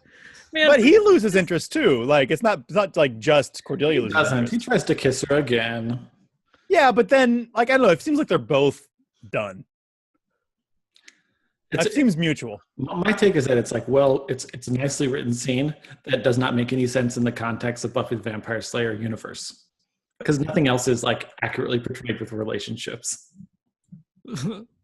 Yeah, it's just this is probably how real things work, but it doesn't make sense here. I like Wesley's so fumbling. It makes sense to me. Like if you can't like, even though you're a trained vampire killer, if you like get knocked out right at the beginning of a big fight, like you're also probably not going to be good with lip locking, right? I feel like that's unrelated. I hope it is, because that would make me a terrible kisser if because I would definitely be the first guy knocked out in a vampire fight. It just means that Wesley's bad at everything. Yeah, he's bad at everything. Yeah, except what is it? Pierce Brosnan impersonation. Because you can hire him for your Pierce Brosnan parties. Yeah. I think the only thing that makes me more frustrated about life is the fact that Pierce Brosnan and Alexis Denisof have never appeared in a movie together. It would be confusing. It would feel so. Right, yeah, you wouldn't know who the lead character was. You'd get two lead characters. You'd just be. They should be playing brothers. Yeah, it's all main character. Like even in the off scenes, it's like the main characters everywhere. Well, a comedy of errors starring Alexis Denisof and Pierce Brosnan. Yeah, just do Bond twins. They didn't do a Bond twins. Bond movie twins. We're bonded at birth. Let me just make it not stirred at birth.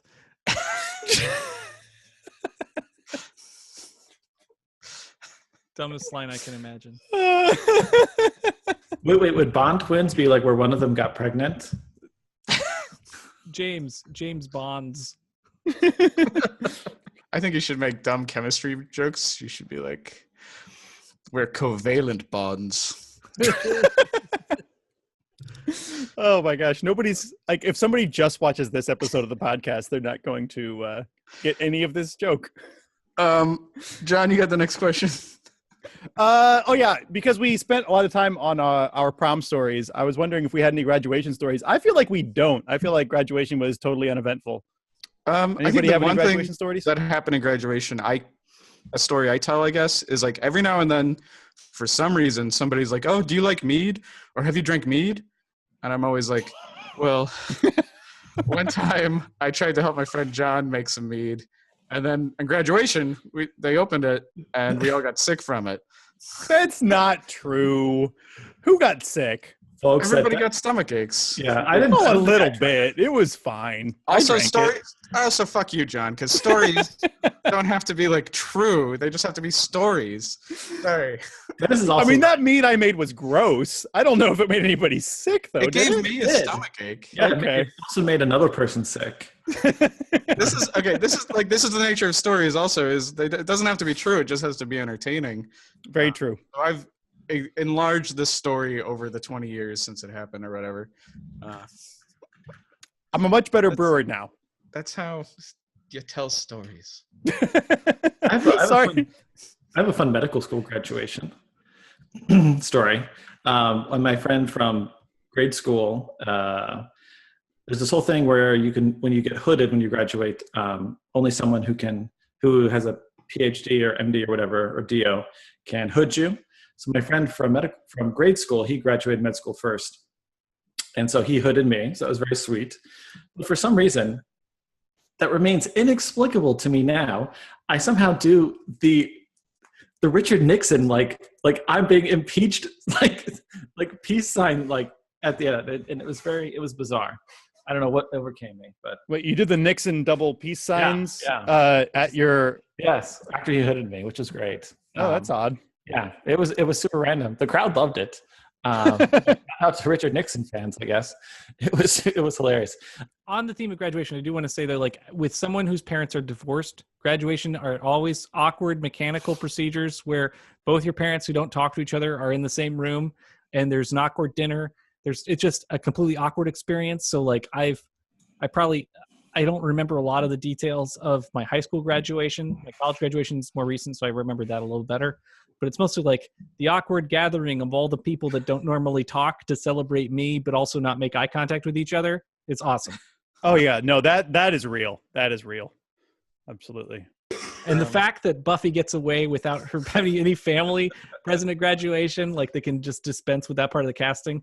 Yeah, Well her done on dad you. doesn't come into town. I didn't even think about that. That's true. I'd We say should have had a demon at our graduation so that my parents wouldn't have had to been in the same room. My graduation from the Center for Cartoon Studies was nice. I was the class speaker, which was a proud moment for me because I was such a bad student until I went to comic book school. For all those. That's a very awesome vindication. What did you talk about in your speech? I talked about how the goal now is to make comics. I don't remember the full speech, but I played it for you guys one time. I think I remember it, yeah. It's on YouTube. If you want to search word. Dennis St. John graduation speech, you can find it. Mike, you have the next question? Okay, you guys knew this was coming. So if the mayor is invincible, why would you turn into a giant monster that isn't? I think I have the answer to this. In the Buffy the Vampire Slayer monster book, under the section of the mayor, when it doesn't go into all these details, but it says, upon his ascension, the mayor was transformed into a 60-foot serpentine demon. It ate Principal Snyder, among others. Blah, blah, blah, blah, blah. He lost the invulnerability he had previously achieved for 100 days. So I think that's indicating that the invulnerability was only something he could attain for a limited amount of time, and it was part of the ascension process. It wasn't something he could just do and sustain. It was part of the process that then led to him being able to eat the demon bugs that rearranged his organs. So it wasn't like a permanent thing. Well, then, if he's invincible, he really wasted the invincibility period. He got stabbed by a fencing sword. Well, no. The point is, like, I think they also make this later on. It's like, it's one thing to be to really have an effect on this level or this plane of existence. You have to be vulnerable. Like, you can be invulnerable, but you're not going to be able to affect change, pick things up. There's this whole concept of, if you exist on this earth, you have to be vulnerable to some of the laws on this earth. So Mayor Wilkins couldn't really do anything when he was invincible. Like, he was still the mayor. He could have just kept being mayor, but he couldn't. I don't think he could. He could have been invincible for more than those 100 days. It seems like it's a set time that. Well, yeah, is not really explained. Side note: people who are delegators not necessarily good at the task. Like, if he used his invulnerability to be like, I should use this to kill the Slayer because, like, she can't do anything to me. Yeah, it seems like the best time to take care of the Scooby Gang or whatever. But if it's like Travis is saying, where it's like you can't, I don't know what the rules are. I don't recall those rules of like vulnerability on this planet. They just may exist in the universe, and I'm drawing them in here to try to explain maybe what they're thinking. I think there's two. Either they're just saying that this was temporary, then fine, whatever. But there's also this whole thing about, like, why not just rule the world as an invincible person? Well, it's like, you really to really like be able to kill and have power and all this other stuff, you have to exist on this plane of existence. That means you have to be vulnerable. That's just a greater concept. I think there's something also about, like, there's only a certain level of power the human body can sustain, yes. right? Yeah, It's like a big thing kind of later on, maybe. definitely. So it's like in order to like get more power, he needs to transform into something much different than human. So I ask, what happens to the class of 2000 now?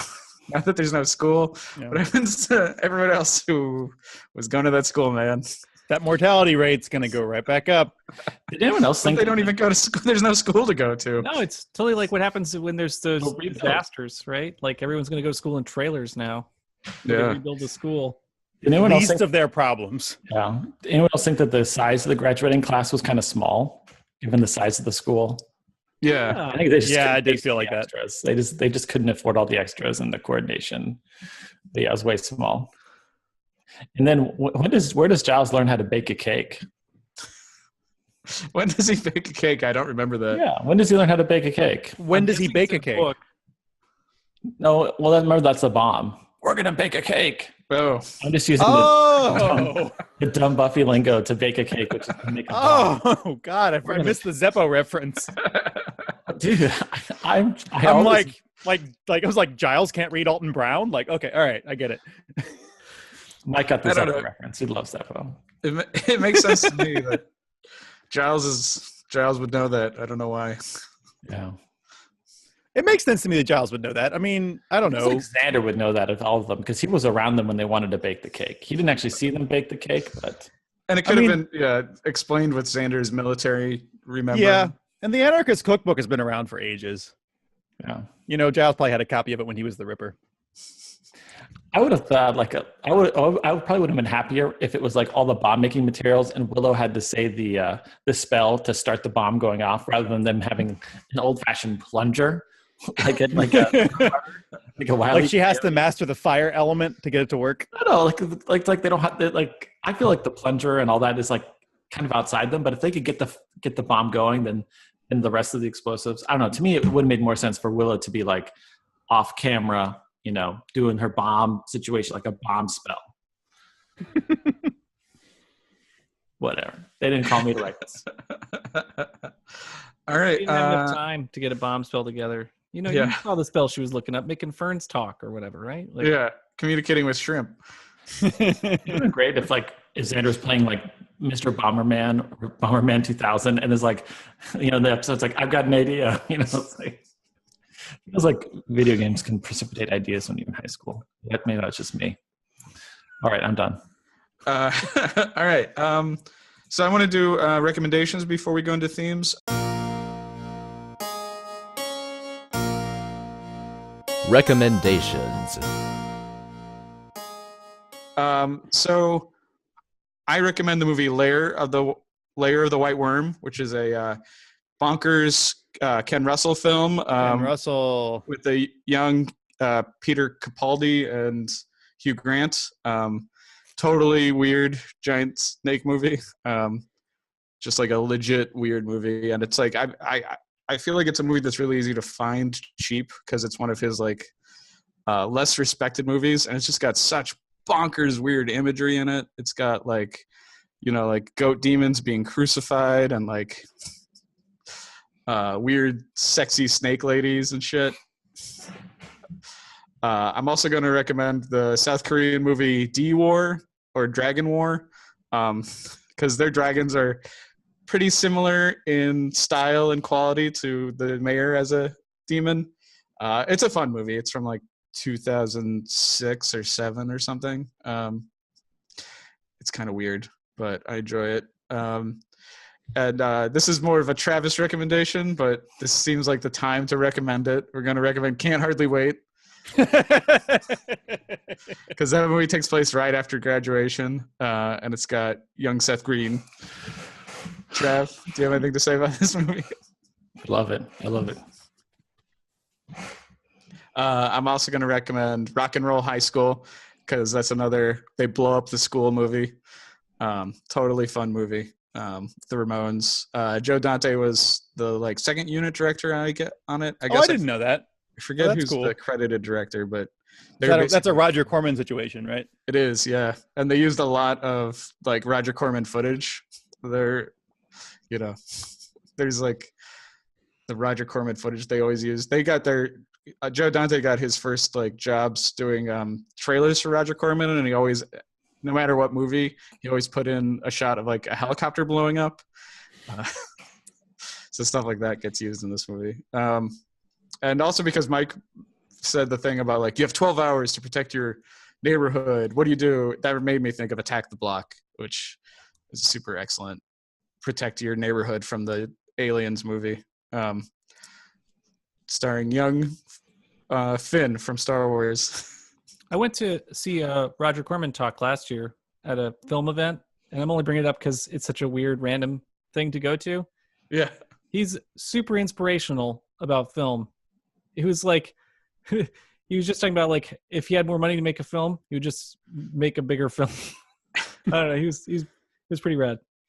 His approach to filmmaking is amazing. Yeah.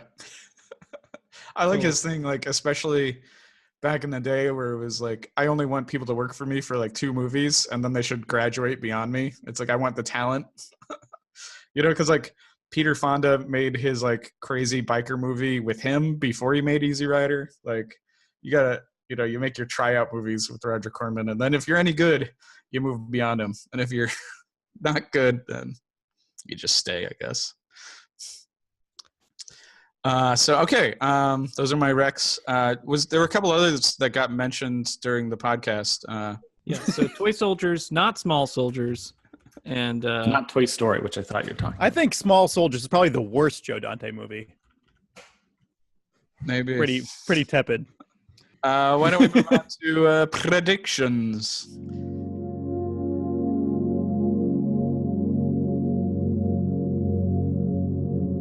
Virgin predictions. All right, predictions. Now, there's a lot to go through here. I'm going to try to go fast, and I'm not going to go with like some things I'm definitely intentionally saving because we're going to do a season 3 wrap-up episode. There's a lot of stuff that Mike said was going to happen in season 3 that either has or has not. So we're going to go through a lot of that in the next one. But there's a lot of stuff there's just a ton of predictions that got settled in this episode, which, makes sense. So anyway. I was on the edge of my seat watching this episode.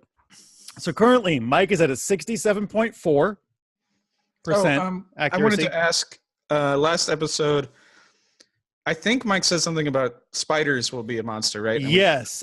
We may as well take care of that now. Yeah, you did point that out, and that is correct. I neglected to confirm one prediction for Mike. Let's go ahead and do that right now. So in season 3, episode 5, Mike predicted that Buffy will have a spider monster on, and we obviously had that a couple episodes ago. I forgot to confirm that one for you, Mike. So that actually, all is forgiven. Thank you. You should start. You are starting, in fact, at a 67.8. That's your actual starting place here. 67.8. So I'm going to try to go through these somewhat fast. So some of them are worth talking about. Other ones we'll just do them quick. All right. So first of all, in season 2, episode 8, Mike predicts that Cordelia will kill a vampire. So that is confirmed. Wow, it took that long. Yeah, 6 episodes before that, Mike predicted that Cordelia will become a vampire-killing badass. So this is a little bit more grand. Do you guys think, I want a quick thumbs up, thumbs down, Dennis and Travis, is Cordelia a vampire-killing badass? Oh, vote is split. I'm going to go ahead and cast the deciding vote here and confirm that one for you, Mike. I think she's a vampire-killing badass. I think killing one vampire is pretty badass for anybody. Wrong. That's bullshit. I mean, if I killed a vampire, I'd feel badass, so I don't want to hold Cordelia to a higher standard than I'd hold myself. All right. Okay. Mike predicted in season 2, episode 19, that Snyder will die during season 3. That happened. So that's just confirmed. by the wire. I know. Okay. He almost made it. Oddly enough, he also predicted in season 2, episode 22, that Snyder will be dead in season 3. He predicted it twice. So I guess we're giving him double confirmations on this. We're going to give him double points because he predicted it twice. Seems like a bit of a cheat, but I guess it's a double risk. So that's our fault for allowing it, not mine. Yeah. Now, this one's a little bit more controversial. I'm going to need another thumb vote on this one. Season 2, episode 20, Mike predicts the gang will fight a dinosaur. We discussed this earlier. Did the gang fight a dinosaur? Thumbs up, thumbs down, fellas? I don't think this is a dinosaur. Thumbs down, says Travis. All right. Dennis says it's not a dinosaur. Okay, so we're just going to leave that open. They may yet fight a dinosaur. I mean, And there's obviously also they fight a dinosaur in that novel Mike's reading. Yes, in the novel Paleo. Is that what it's called? Paleo? Yeah, they fight a dinosaur. When everybody, it's the strange novel about how everybody in Sunnydale goes on a paleo diet and also fights a dinosaur. We'll talk about novels. Is also later. the name of a really great dinosaur comic series by Jim Lawson, who's for years was the main Ninja Turtle artist. He's drawn more Ninja Turtles than anyone else, and he's a great dinosaur artist. Lovely. Season 3, episode 10, Mike predicts that Willow will lose her virginity to Oz in this season. Woo. So that is confirmed. Again, just at the wire. Just barely. Now, this one I think is really fascinating. Mike predicted the season 3 finale will be about Buffy and the team versus the Watcher Council. Now, they're not technically the villain, but actually the whole thing about Buffy saying, I prefer to think of it as graduation, right? Choosing to move beyond the Watcher Council, choosing to not be a tool of the Watcher Council anymore. I think in many ways the Watcher Council is more the villain than the mayor. I actually kind of want to confirm this for Mike because I think it's an interesting read. Can we give what him do you guys think? Can we give him half? No, because that'll mess up my spreadsheet. I say no. I say Mike didn't. No, this is before he caught on that the mayor was the big bad, so he was just wrong about it. But thematically, he picked up on. Like Wesley says, this is mutiny, and she says, I prefer to think of it as graduation. Yeah. She doesn't actually fight the Watchers Council. She just moves beyond them. She turns her back. So it's a whole different thing than a team-up fight. Okay, so I say confirmed. Dennis has denied. Travis, what's your vote?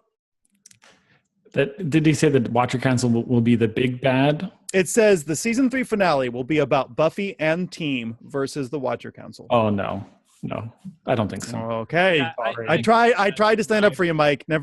I know I have a reputation of trying to deny everything. I just want you to know I said I have a Mike. reputation for trying to get Mike as many points, but I had to say no.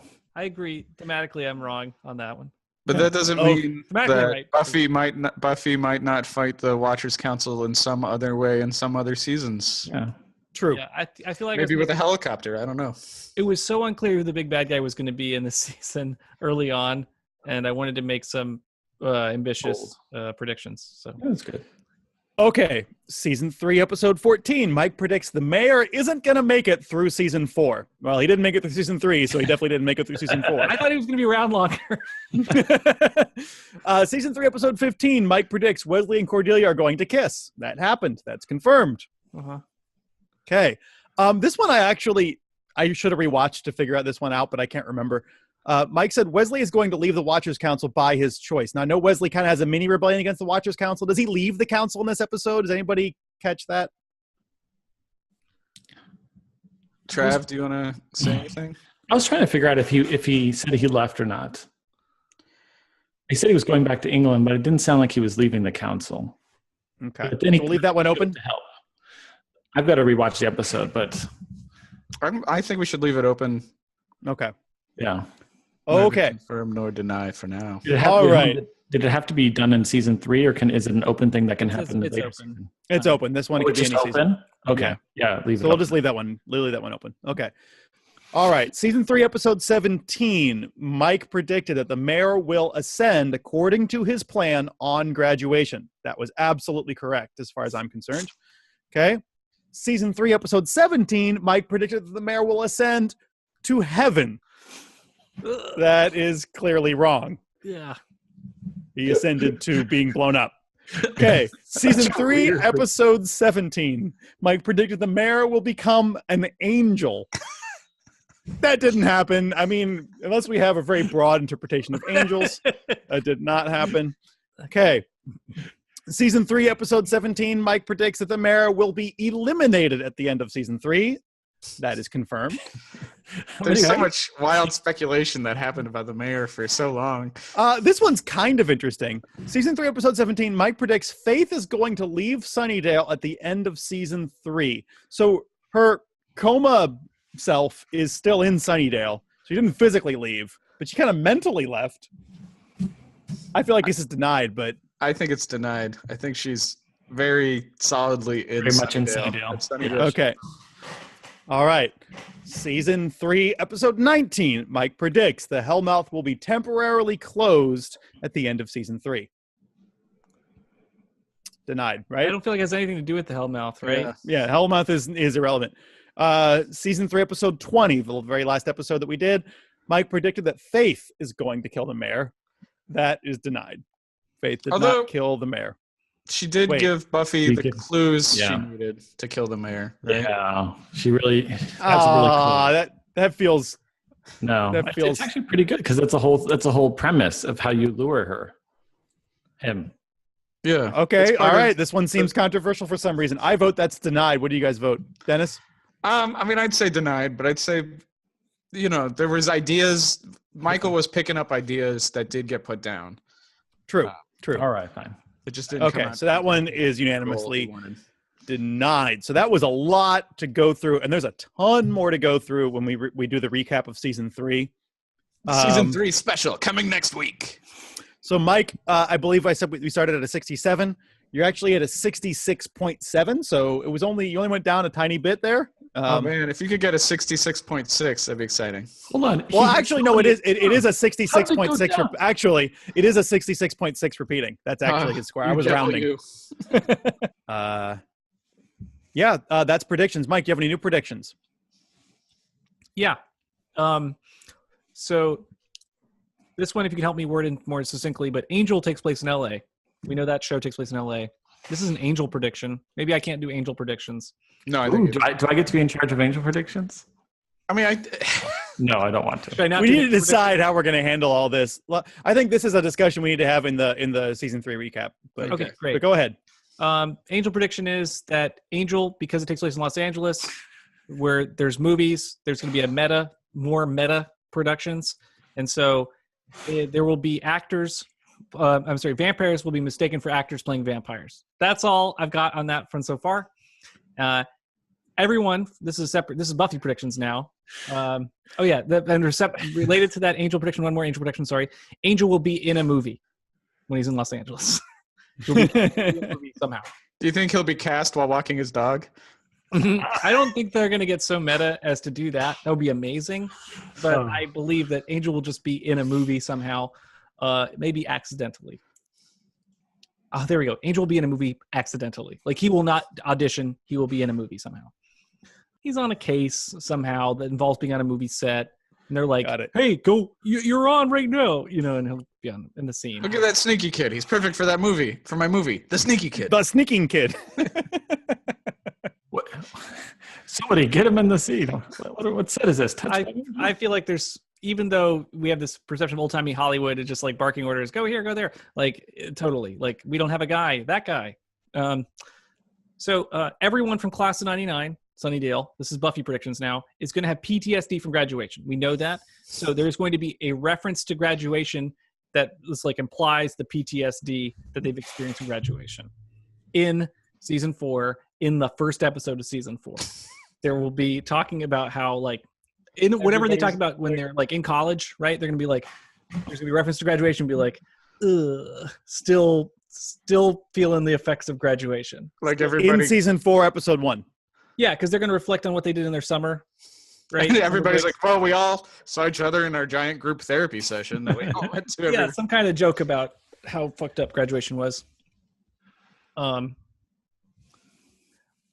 This is a new observation, but clearly Buffy is built around the idea of going to school. She's going to go to college. College is 4 years. The show ends after season 7, apparently. That means that there's 4 more years of school, freshman, sophomore, junior, senior. So this is another school experience. The show is obsessed with school. The show, season 7, will end with another graduation. Okay. I just heard Elizabeth laugh. And then vampires will be killed in I don't know, a future season, who knows, with an anti-vampire virus. Some kind of virus, a biological agent created that kills vampires. Much like as in Outbreak. Something like that. Outbreak scenario for vampires. That's all I got right now. Wonderful. I'm excited about these predictions. All right, guys. Before we finish, let's delve deep into themes and deep stuff.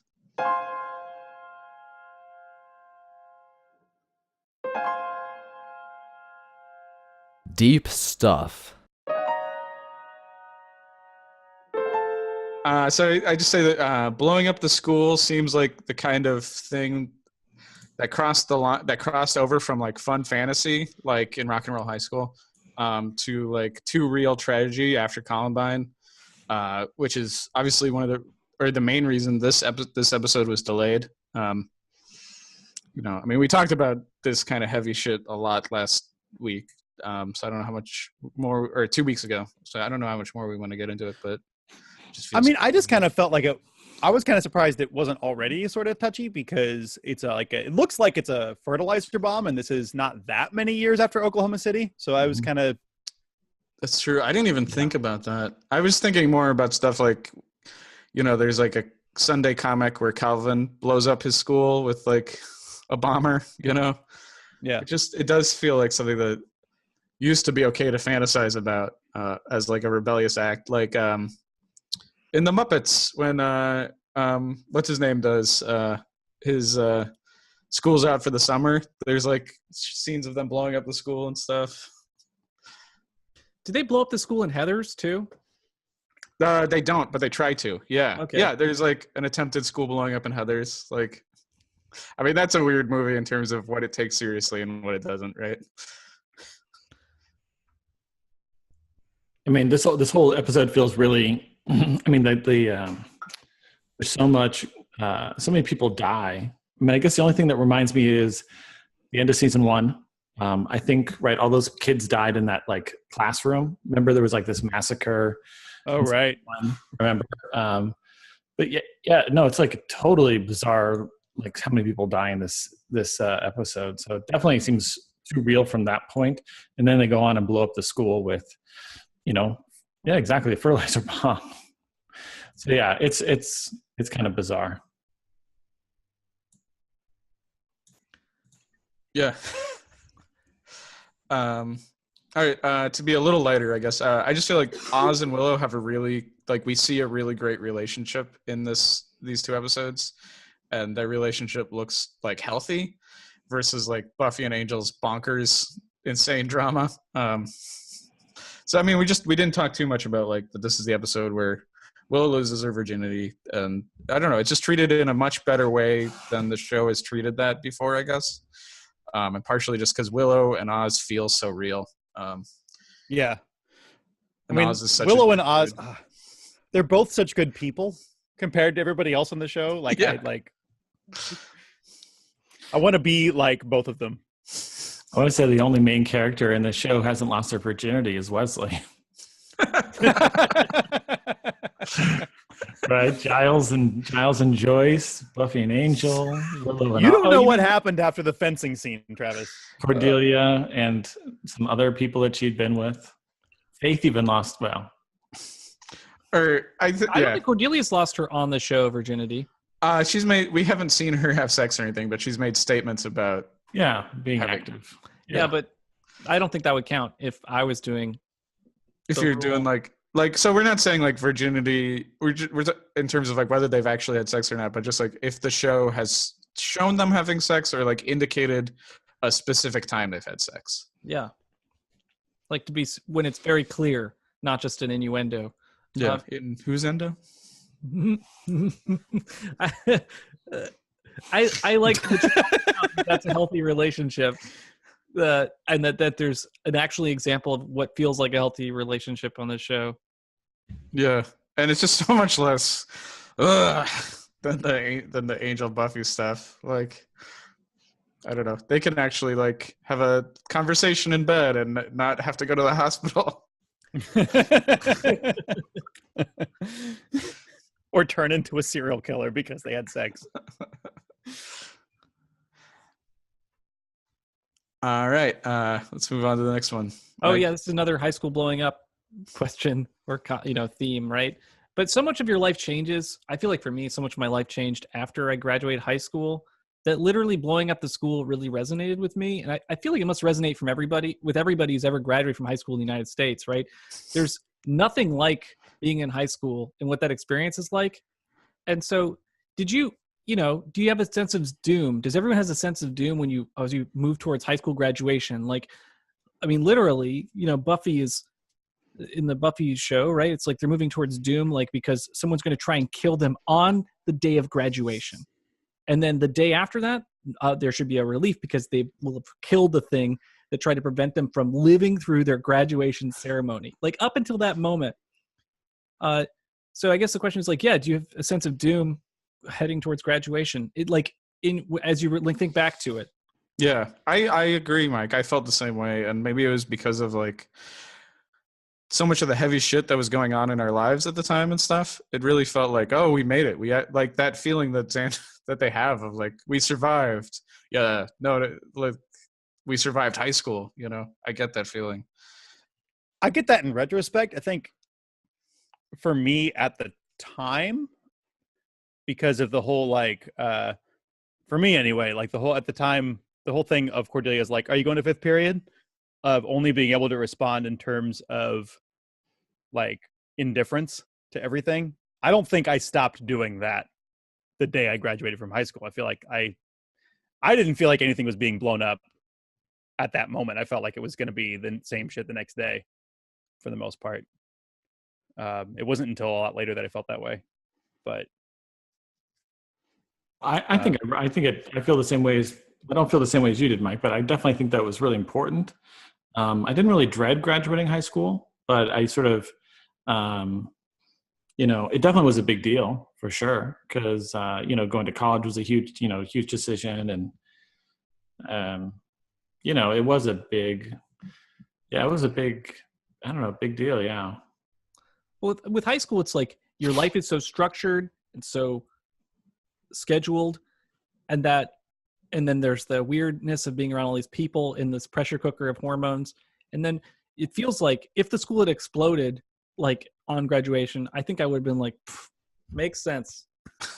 Yeah. Good. Like if you could look back after graduate and then hit a button that blows up your school, I think everyone would, because it's like, fuck that place. Yeah. And also like to have that era be just so over and done with. Like I don't ever want to return to that school again. I want it to just not exist anymore. Right. Yeah, and I definitely had that sense. So sense of survival for sure, but then that sense of doom, because like I also don't know what's next, and I've spent so much time in that world. I feel unprepared for what's next, despite that it's supposed to be preparatory in getting you ready for what's next. I had so much anxiety about the next stage in my life, as far as what would happen and what would go on. And this brought it back a little bit for me, and I feel like imagining that the school blows up is like an easy fantasy, because it's like, obviously when I leave, this can't continue. They can't keep doing this. Yeah. No, I get it. I get that. I felt a lot during this episode. It's interesting to like, a lot of the emotions of high school were so intense at the time, but feel so remote now and so hard to like connect with again. That every now and then the show does it, and you like remember what that's like, and it's like, whoa, fuck, Yeah. The moment of silence that Oz calls for, to like moment of silence because we survived, and then survived high school, is just so deep, so true. But it's also meaningful that it's only a moment, and they're like, okay, and now new shit's gonna happen, like. Yeah. Moment over. And I know we don't talk a lot about anime and manga and stuff, but like so much Japanese comic books take place in high school. And I know this is just a dumb aside, but like clearly, they're equally traumatized or more traumatized by that experience, because they're trying to find ways to relive it and do it better. Yeah. and like high school seems so much more intense in Japan, because it's like, it's real prep, like not the fake prep we got, but the like real, like you have to make all these intense tests that are gonna like determine the rest of your life. Speaking of anime, I don't think we've ever really talked about that we were in an anime group together, and that's was how we defined our identity a lot in high school.